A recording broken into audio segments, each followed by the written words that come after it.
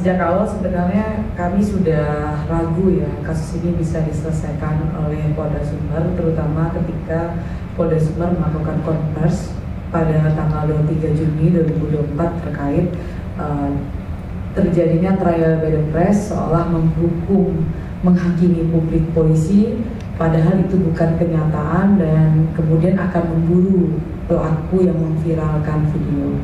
Nah, ketika kami 2 minggu lalu itu mendengar pernyataan itu, kami bersama keluarga sebenarnya sudah yakin bahwa kasus ini tidak bisa ditangani di jajaran Polda Sumbar dan di lingkup Provinsi Sumatera Barat. Jadi ketika kami aksi 25 Juni lalu, kami sudah minta Kapolri untuk turun tangan di kasus ini.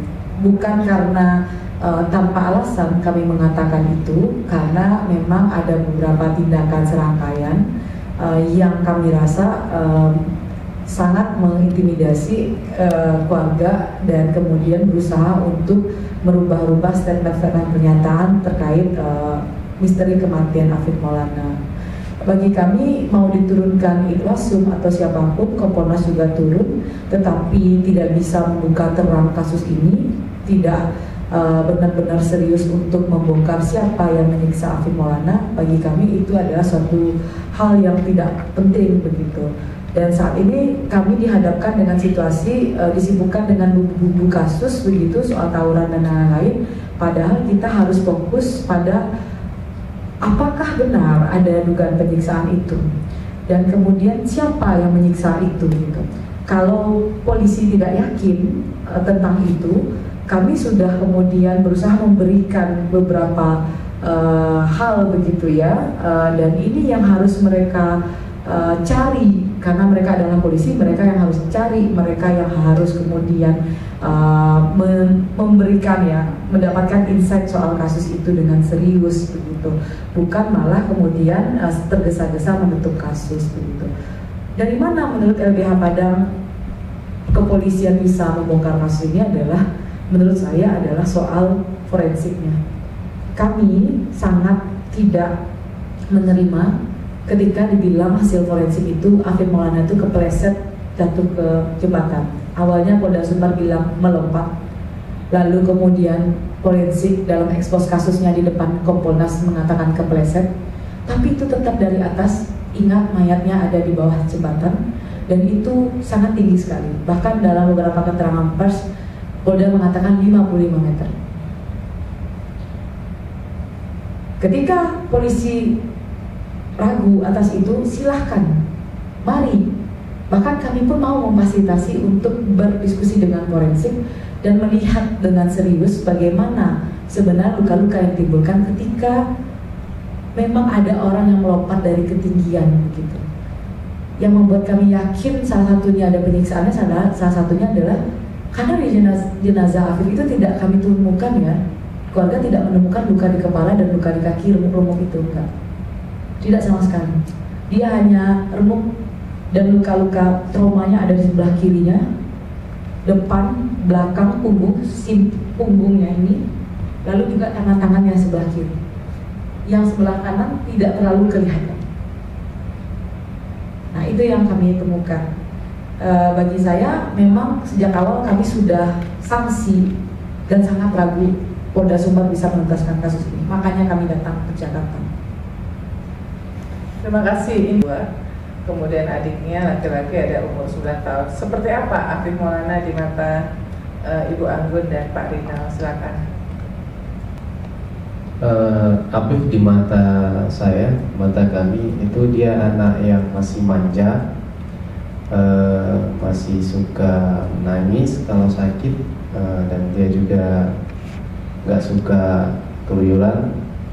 Kalau dia keluar rumah pun itu karena ada kegiatan main bola atau main layangan, main jana sama anak sebayanya. Dan itu kalau nggak ada, dia seharian di rumah, lebih suka tiduran di kasur sambil main handphone gitu. Dan dia juga ini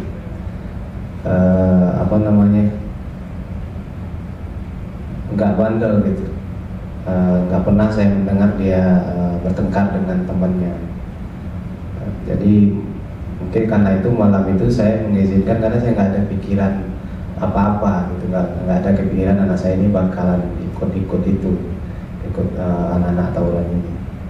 Makanya saya kasih izin nonton bola malam itu di rumah temannya. Saya pikir itu kan di dekat rumah neneknya di Cengkeh, karena dia bilang di Cengkeh kan. Makanya saya percaya aja gitu. Jadi saya nggak kaget gitu, karena ini pertama kalinya dia nonton bola di rumah temannya dan mau nginap di sana. Ibu Anggun, apa yang ingin di... Dan Afif nih kalau dia mau pulang sekolah, dia mau pulang waktu pas mau orang lebaran. Afif tuh kalau dia suka bangunin orang sahur nih Pak. Kalau udah jam 4 dia tidur di masjid, kan dia tidur di masjid. Jam 4:30 baru dia pulang dan baru sahur dia. Kalau nggak ada kegiatan, Afif nggak pernah keluar rumah Pak. Baru kali ini Afifnya keluar malam. Karena saya yakin sama anak saya, makanya saya izinkan anak saya untuk nonton bola. Dan hari Minggunya dia rencananya mau tanding bola itu futsal. Dia bilang dia mau nonton bola bareng sama teman-temannya. Dan jam 10:30 malam Afifnya video call dan video kan dia masak-masak mie jam 10:30 malam itu. Jadi deket ya, komunikasi antara Afif dengan Bu Anggun dan Pak Rinal tuh deket sampai kirim-kirim video call. Iya, apapun yang dilakukan dia bilang itu Bu. Makanya diizinkan anak tuh, karena saya yakin dan percaya anak saya itu nggak pernah tawuran, tidak pernah macam-macam. Makanya saya percayakan sama dia, saya izinkan dia malam itu Bu. Karena dia mau nonton bola, besoknya dia mau tanding, saya izinkan Bu. Ada teman-teman yang mau Dari media-media kan udah keluar. Berarti itu kan kejadiannya Dari media sosial. Ya. Afif almarhum ditemukan tanggal 9 dini hari ya. 9 Juni dini hari. Ditemukan ya jam 11 siang. Tanggal 9 jam 11 siang. Ibu informasi pertama tahunya kapan? Jam 6 Ibu. Jam 6 sore hari Minggunya. Jam 6 sore. Kita coba hubungi pagi, HP-nya mati, dan lalu kita cari-cari. Keluar foto aku di media sosial, lalu dikirim sama teman-teman Ibu. Langsung kita ke Polsek Kuranji mencari Afif. Dan lalu orang petugas Polsek Kuranji pun bilang anaknya tawuran. Kalau nggak ada SIM nggak bisa diotopsi katanya, kata petugas Polsek Kuranji. Nah, Ibu ke Polsek Kuranji dengan Bapak ya, Pak? Iya, bersama sama keluarga Ibu. Mungkin bisa diceritakan ke kami di sini bagaimana, apa yang Ibu tanyakan dan bagaimana respons dari polisi pada saat itu? Pertama datangnya polisinya udah marah-marah. Dibilangnya anak Ibu tawuran, melompat. Dan saya yakin dengan anak saya Bu, dia tidak pernah tawuran, makanya langsung saya ke Bayangkara disuruhnya Bu. Rumah sakit Bayangkara? Iya. Tanpa menghiraukan kata-kata polisi yang marah-marah itu, dibilangnya ada senjata tajam. Tidak pernah anak saya pegang senjata tajam Ibu. Di bawah umur lagi 13 tahun, badannya aja kecil Bu. Nah, apa yang apakah betul misalnya sempat diminta untuk menandatangani tidak akan meneruskan kasusnya Afif? Gimana? Pak Rinal mungkin sang ayah atau siapa ya? Iya, waktu itu kakek jatuhnya itu suami tante Anggun kan. Itu dia yang duluan ke Polsek. Jadi dia komunikasi sama petugas Polsek itu, katanya disuruh menandatangani surat biar nggak menuntut. Gitu Bu. Nah, tapi tidak tidak. Yang minta otopsinya kapan? Minta otopsinya itu yang pagi pas di rumah sakit Bayangkara. Ya, jadi dari awal keluarga Afif memang Iya, pas di polsek itu pun kami curiga gitu Bu, kematiannya nggak wajar. Jadi ada juga kami berencana untuk visum atau otopsi gitu. Karena begitu tanya ke polsek langsung dibilang lompat gitu ya? Dibilangnya tawuran. Oh, tawuran, oke. Pertama kali yang bilang lompat tuh siapa ya? Polsek. Polsek kayak. Oke. Lompat Syadid Bu. Oke. Saya pamannya si Apif Bu. Pertama kali melompat Syadid yang bilang kayak gitu Bu. Oh, adik nih. Ya. Soalnya Kapolda Sumbar ini Bu bukan mencari pelaku penganiayaan keponakan Bu. Mencari keburukan si Apif nih Bu. Aku pengennya sama Kapolda Sumbar pengen cari usut tuntas kasus si Apif ini Bu, siapa pelakunya. Bukan usut tawuran, nggak ada dia tawuran itu Bu. Aku pengennya Kapolda Sumbar usut, keluarin anggotanya yang nyiksa si Apif di Polsek Kuranji itu udah tuh Bu. Bukan tawuran terus bilang sama Kapolda Sumbar ini Bu. Usut, keluarin anggotanya yang pas nyaya si Apif itu, udah tuh Bu. Ini katanya 17 orang dapat, tapi foto polisi yang 17 orang tuh nggak ada dikeluarin. Soalnya saksi udah bilang sama saya, ini orangnya Bang. Udah diliatin, saya rekam dia lagi saksi waktu pas kasih kesaksian itu Bu. Kapolda bilang pas nianya di Polsek Jembatan Kuranji itu dia di nianya juga siapa itu Bu. Nggak sportif Kapolda Sumbar Bu. Jadi informasi yang dikumpulkan oleh keluarga itu Afif dianiaya, gitu ya? Iya, Bu. Parkiran mobil Polsek Kuranji, di situ Afif disiksa oleh oknum-oknum itu Bu. Yang bilang itu ada saksi-saksinya di HP saya Bu, rekamannya ada Bu. Dan Bapak Kapolda cuma tahu saksi aja Bu, saksi yang lain Bapak tuh nggak tahu, makanya itu aja yang dibilang. Padahal kita menyimpan bukti-bukti itu semuanya Bu. Ya. Jembatan Kuranji itu dari atas ke dasar sekitar 15 meter ya, tadi diceritain ya. Dan lebih kurang 15 meter. Lebih kurang 15 meter. Artinya dan kondisi airnya itu di atas betis sedikit Ibu, jangkal ya. Jangkal, ya. Sementara ketika orang tua dan keluarga melihat kondisi tubuhnya jenazah Afif itu ada luka-luka lebam di sebelah kiri, memar Bu. Ada memar di sebelah kiri, terus dekat perutnya ini ada pukulan dari sepatu oknum.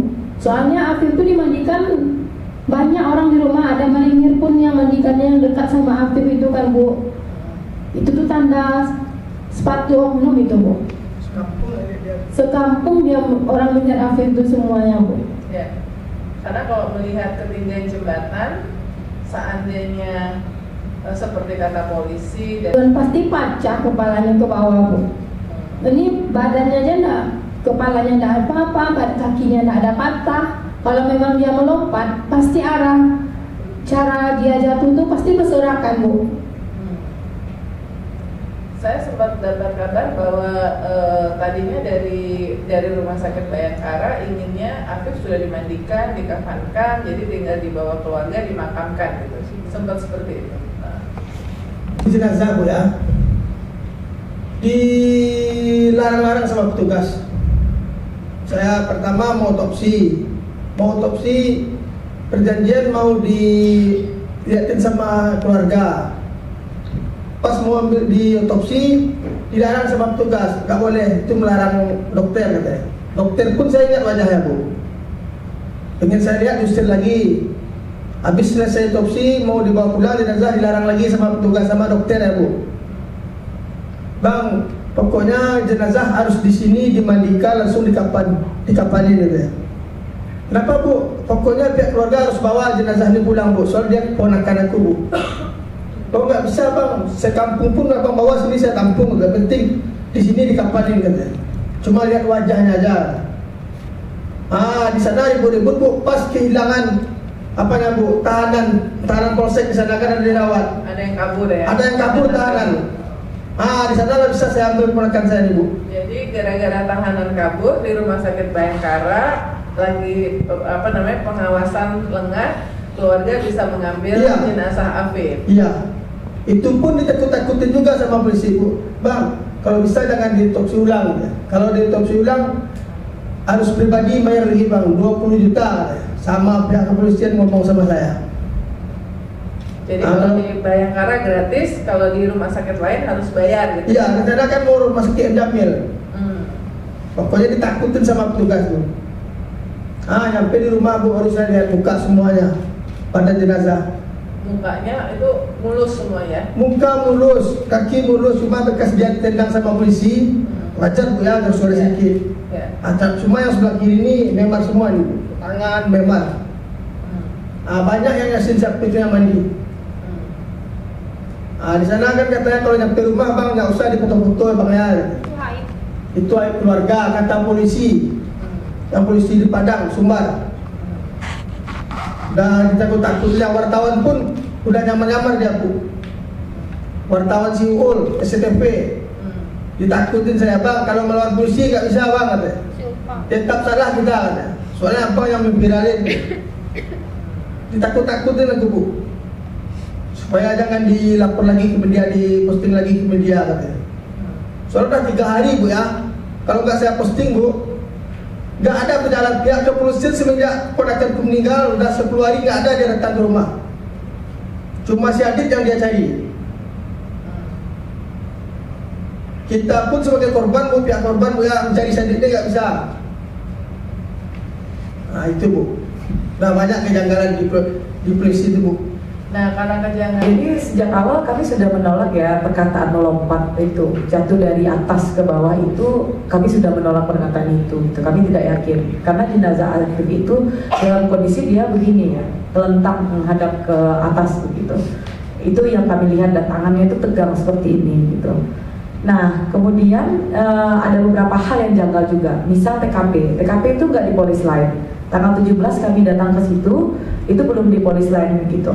Baru beberapa hari yang lalu, sekitar 3 hari yang lalu ya, anggota saya datang lagi ke TKP. Barulah kemudian ada polis lainnya, tetapi dengan kondisi airnya lebih dalam lagi. Waktu itu digambar dan kemudian juga keterangan saksi ke kami, airnya cuma sampai di bawah, di betis sedikit gitu, sekitar kalau Kapolda bilangnya 50 cm gitu. Nah, kemudian apalagi kejanggalannya, yang sangat janggal buat kami adalah pernyataan Kapolda yang berubah-ubah. Jadi ketika dia mengatakan melompat, lalu saya bilang begitu sebagai kuasa hukum, apa lebam yang ada di tubuh Afif gitu. Bahasa saya lebam, karena saya bukan forensik ya. Saya menanyakan lebam, karena kan ternyata bahasa forensik trauma begitu. Lalu kenapa ada tanda kekerasan di tubuh Afif? Dijawab lebam mayat. Lalu saya bilang, saya tahu itu bukan lebam mayat. Silakan cek Google gitu, bukan begitu bentuk lebam mayat. Dan kemudian juga saya tanyakan lagi, kalau kami nggak yakin itu, kami yakin itu bukan lebam mayat, itu tanda kekerasan. Lalu dibilang lagi, kemungkinan itu jatuh, karena kan ketika bermotor jatuh sebelah kiri. Lalu kami katakan, di anak A tidak kami temukan luka yang sama. Karena kami juga menyadari bahwa anak A juga kena penyiksaan, dan kami juga ngecek, dan kami juga mendengar ceritanya, dan tidak ditemukan oleh keluarga juga tanda yang sama di tubuh Afif Maulana gitu. Dan ini spekulasi ini yang terus terjadi. Sekarang yang mau sibuk dibuktikan Polda Sumbar itu adalah Afif itu benar tawuran. Kenapa fokus pada bumbu itu? Yang harus dicari itu, apakah Afif benar disiksa dan siapa yang menyiksanya? Itu yang harus dicari. Dan ini yang kemudian menurut kami kenapa dia disiksa, teman-teman yang lain juga disiksa, bekas kekerasan ada, dan kemudian banyak hal-hal ganjil yang kamu temui gitu. Terlalu cepat mengambil kesimpulan atas sebuah kasus itu padahal yang lain belum diperiksa. Ada 16 orang lagi belum diperiksa, dan segera langsung menutup kasus, menyegerakan menutup kasus. Itu satu hal yang paling aneh menurut kami begitu.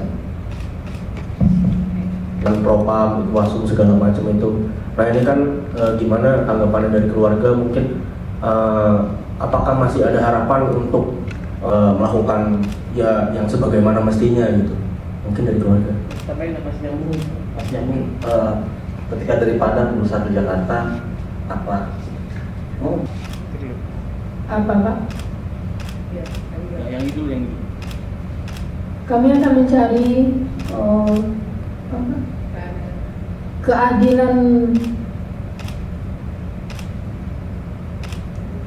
Kami akan mencari keadilan untuk Afif Maulana, Pak.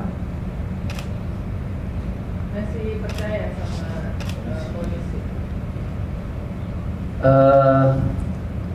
Sekarang saya nggak tahu mau percaya apa enggak.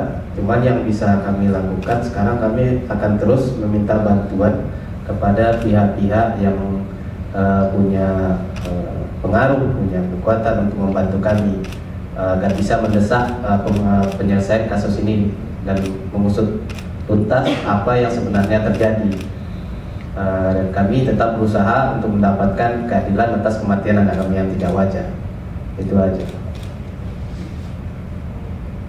Sesudah ini Kasus penyiksaan itu sulit ya untuk diungkap karena pelakunya polisi, ada temannya polisi, dan atasannya polisi, ada rumah sakitnya polisi. Kami tahu itu sangat sulit. Pelaku tunggal saja tidak mampu Polda Sumbar itu menyelesaikan kasusnya, malah di SP3. Tapi yang kami tahu adalah warga berhak untuk tahu kebenarannya. Maupun polisi mencurangi kami sebagaimana apapun, kami tidak akan menyerah untuk sampai keadilan itu datang ke kami. Kami akan tetap terus berjuang untuk Afif Maulana dan kawan-kawannya. baik. Ya, sebenarnya Bang, di tanggal 12 Juni ketika datang ke kantor kami, Aditya itu datang, keluarga yang membawa. Tim LBH itu sempat mewawancarai, sempat membuat pernyataan dengan Aditya. Bahkan di ekspos kasus, kami juga, saya terutama juga melakukan pertanyaan-pertanyaan dengan Aditya. Dan pertanyaannya mungkin, kenapa sih kami belum memberikan kesaksian ya, mendatangkan saksi-saksi kepada kepolisian? Sederhana, kami ingin semua saksi dilindungi dulu oleh LPSK. Kami ingin anak-anak ini dipulihkan dulu karena mereka mendapatkan penyiksaan, mereka trauma. Dan kami juga tidak ingin mereka memberikan keterangan yang ditutup-tutupi. Kami ingin membuat terang, mengungkap fakta kebenaran kasus ini, bukan menutup-nutupi kasus ini begitu. Jadi makanya kami bilang ke Polda Sumbar, sabar, tenang, proses sedang berjalan. Nah ini yang perlu kemudian polisi tahu begitu. Nah, saya tidak ingin mengulangi ketololan kepolisian ketika menangani kasus ini, tergesa-gesa, tidak jelas, pernyataan berubah-ubah gitu. Itu akan membuat kami semakin tidak percaya. Itu akan mencoreng nama institusi kepolisian begitu. Justru bagi kami di Padang, bagi saya pribadi, yang mencoreng institusi kepolisian adalah Kapolda Sumbar sendiri yang selalu merubah-ubah pernyataannya di media begitu. Bukan kami ini cuma mencari keadilan, mencari kebenaran apa yang terjadi. Indira, karena mengawal kasus ini. Ya memang saya tentu banyak hal ancaman mulai kemudian dipetakan, mulai terjadi insiden-insiden keamanan di kantor kami, dan itu memang kemudian sudah kami rasakan. Banyak juga kemudian yang menyerang di digital LBH Padang, tetapi kami mengatakan resiko yang kami terima itu menurut kami adalah apa yang kami perjuangkan itu benar, dan kami berusaha untuk memitigasi risiko itu untuk kami dan keluarga begitu. Tidak gampang juga untuk kami berjuang dari Padang ke sini. Dari Padang kami sudah banyak hal framing intimidatif yang dilakukan terhadap kami, dan kemudian kami berani untuk ke Jakarta, pasti tekanannya akan lebih besar kepada kami. Tetapi itu adalah menurut kami adalah yang paling penting, itu adalah soal keadilan dan kebenarannya. Kalau kami takut, siapa lagi yang berani begitu? Bapak Kapolri, Bapak Kapolda, tolong bantu kami untuk mencari yang menganiaya anak saya Afif Maulana, Pak. Bukan yang memviralkan yang Bapak cari, yang menganiaya anak saya sampai dia meninggal, Pak. Tolong bantu ya Pak Kapolri, Bapak Kapolda. Terima kasih.